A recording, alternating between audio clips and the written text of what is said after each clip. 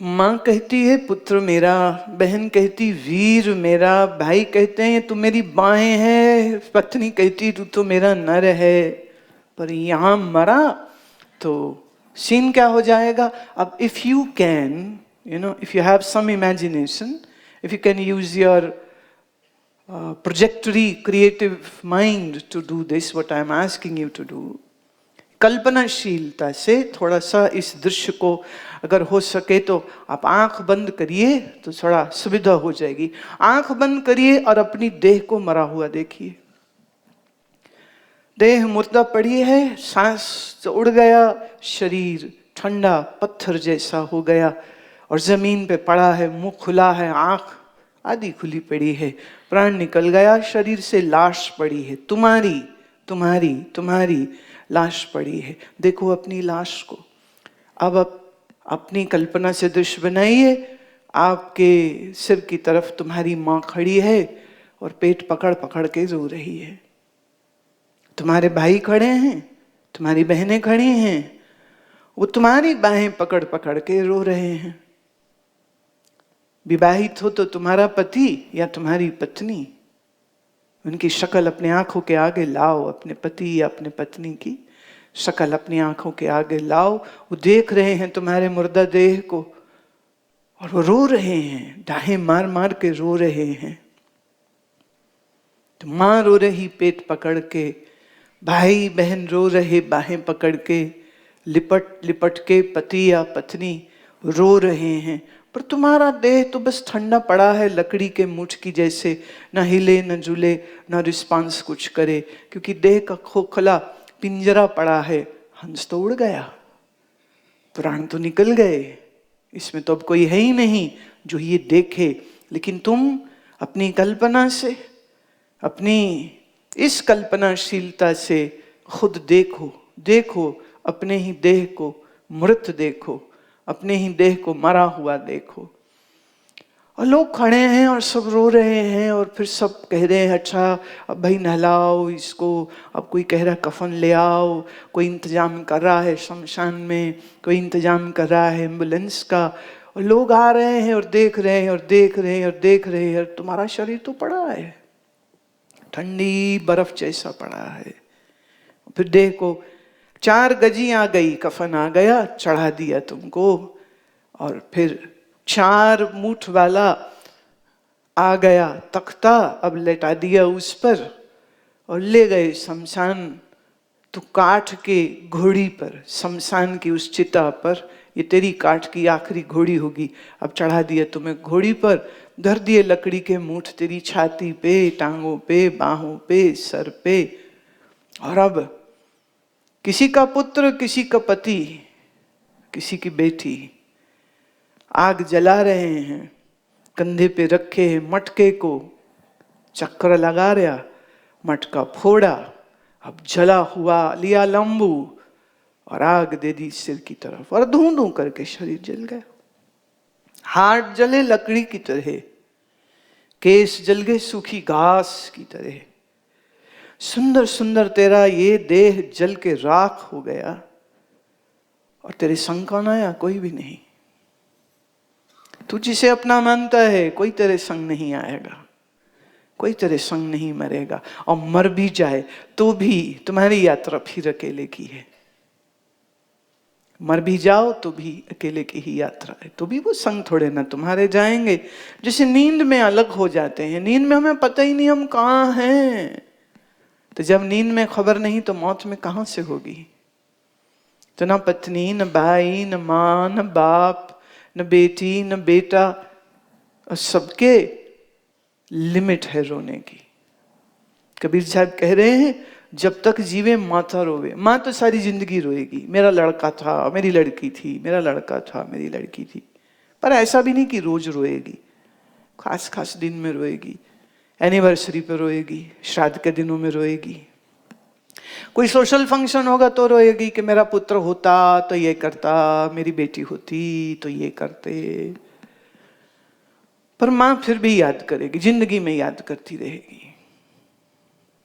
बहन रोए 10 मास, तुम्हारी बहन तुम्हारे लिए कितने दिन रोएगी? कबीर साहब कहते 10 महीने रो ले तो ये भी बड़ी बात होगी। 13 दिन तक तिरिया रोवे, तुम्हारी पत्नी 13 दिन तक तो फूट फूट के रोएगी, फिर करे घर बासा। फिर समय पा करके अवसर मिला तो वो नया घर बसा लेगी।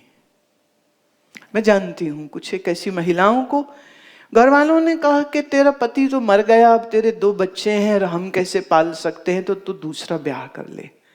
लड़के देखे गए, आदमी देखे गए, पर सब आदमी कहेंगे हम इससे तो शादी कर लेंगे, पर इसके 2 बच्चे हैं, हमें वो स्वीकार नहीं।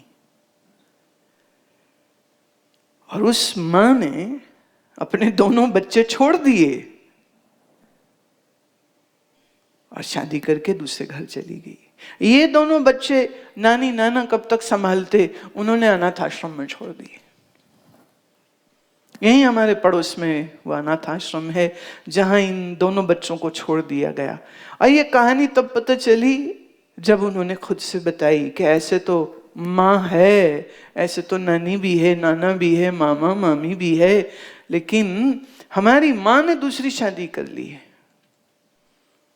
और हमें वो स्वीकार नहीं कर रहे थे, इसलिए कुछ समय हम नानी के पास रहे। और फिर एक दिन उन्होंने भी कि हम तो बुढ़े हैं, हम कैसे इनको पालें, और हमारे मामा ने मना कर दिया कि हम क्यों खर्चा देवें, जब इसके जन्म देने वाली माँ ने ही संभालती तो हम क्यों संभाले।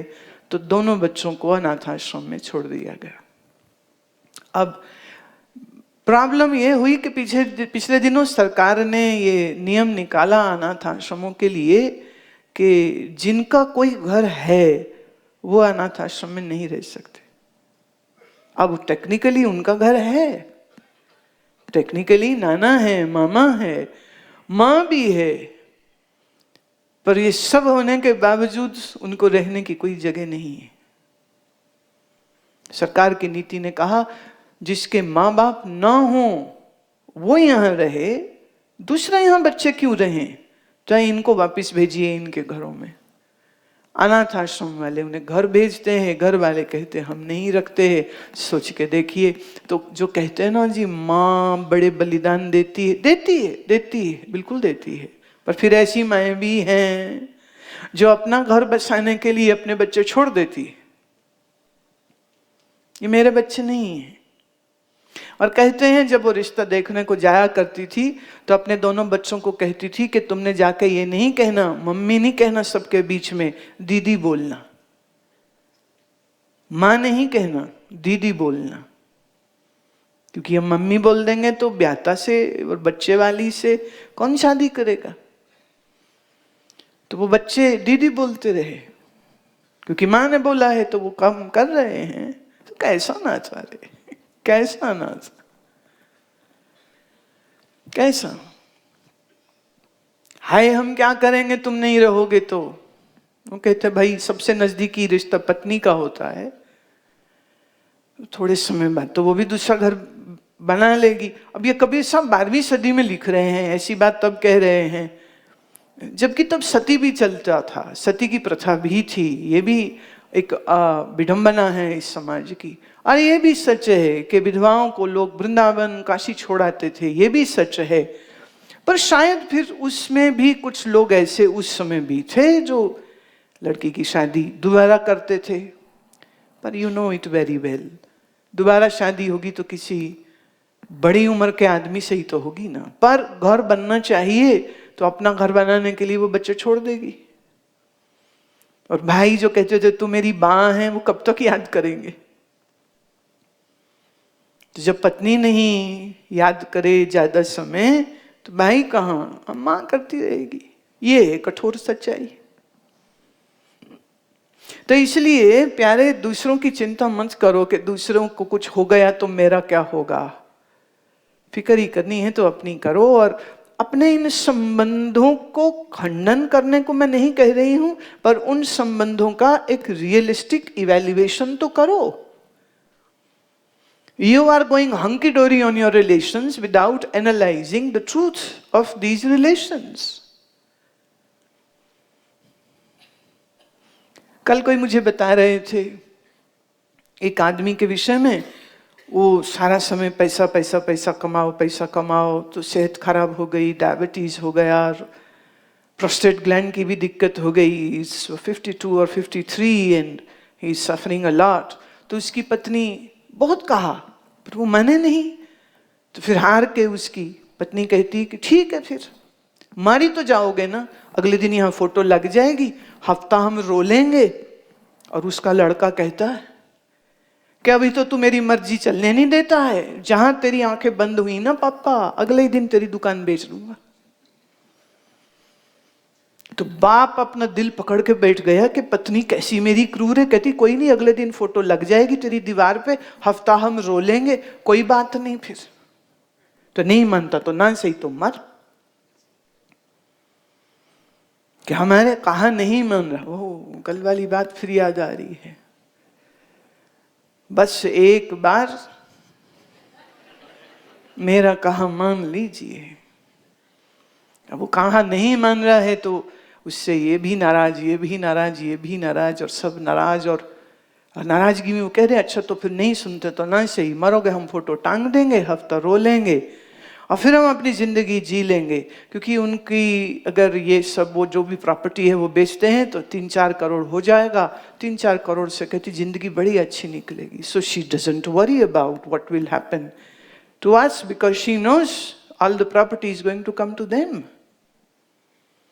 कैसा ना था?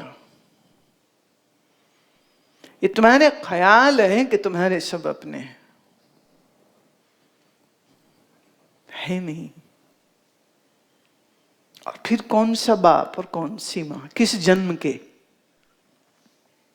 ये वालों की तो बड़ी चिंता हो रही। और जिनके साथ इतने वर्षों पूर्व जन्मों में रहे हो वो याद है क्या? जैसे तुम्हें वो भूल गए हैं, जैसे ये भी भूल जाएंगे तुमको।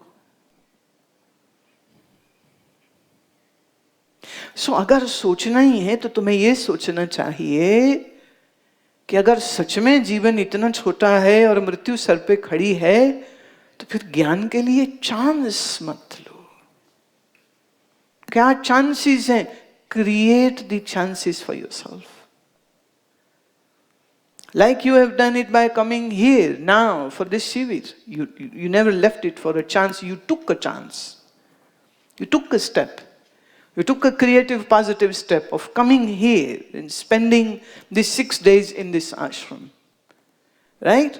You never left it for chance. You are doing it. बस यही करना है, करो उसको बस। नौकरी हो के छोकरी हो के घर हो के फैमिली हो, सब अपनी जगह पर ठीक है, पर तुम्हारी प्रायोरिटी यह होनी चाहिए कि क्या मैंने मेरे मन को साधा।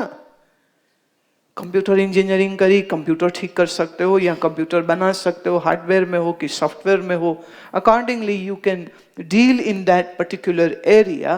But the question is, do you know how your own mind functions?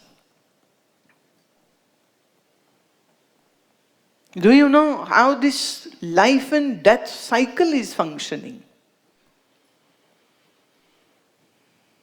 Do you have any idea when your death will come to you knocking at your head, let's go? And are you prepared for that? Bigger question. कुछ हजार या कुछ लाख या कुछ करोड़ आपके bank में जो पड़े हैं वो पड़े ही रह जाएंगे। अगर तो फैमिली वाले स्मार्ट हैं और उन्होंने सब जगह जॉइंट सिग्नेटरीज बने हैं तो सब मिल जाएगा उनको। मैं एक ऐसे व्यक्ति के बारे में जानती हूं, उस आदमी ने अपने बैंक अकाउंट्स का पता अपनी बीवी को भी नहीं बताया और फिर वो मर गया। तो बीवी कहती मुझे मालूम है कि उसके बैंक में अकाउंट थे, पर कहां और किस नाम से और किस नंबर मुझे कुछ भी ज्ञान नहीं है। और वो सारा पैसा कहां गया? सरकार के पास गया। कौड़ी कौड़ी जोड़ी होगी उसने, रुपया रुपया जोड़ा होगा उसने, पत्नी से भी छुपा के रखा, बच्चों से भी छुपा के रखा और फिर मर गया। Unclaimed money lying in the bank, then who will become owner of that money? Government. Meaning that particular bank will become the owner. मैंने अपने बच्चे को तो 1 रुपया देने को तैयार नहीं था और अपने करोड़ों फ्री में बैंक को दे दिए। How wise is that? How smart is that? काम करो काम करो काम करो, पैसे जोड़ो का है? बोले retirement fund. When you are in your 20s and 30s and 40s, you are earning for your old age and your retirement fund. बुढ़े होने तक, रिटायरमेंट होने तक जिंदा भी रहोगे तुम। जितना स्ट्रेस है, 32 साल की उम्र में बाईपास सर्जरी हो गया। स्टेंट नहीं कह रही हूं मैं, bypass surgery. I was shocked when I heard 32 and bypass surgery. You know what happens is, जितना आप चिंता करते हो, जितना आप चिंता करते हो, उतना आपका ब्लड में कॉर्टिसोल बढ़ता जाता है, और कैल्शियम डिपॉजिट तुम्हारी आर्टरीज में होता जाता है,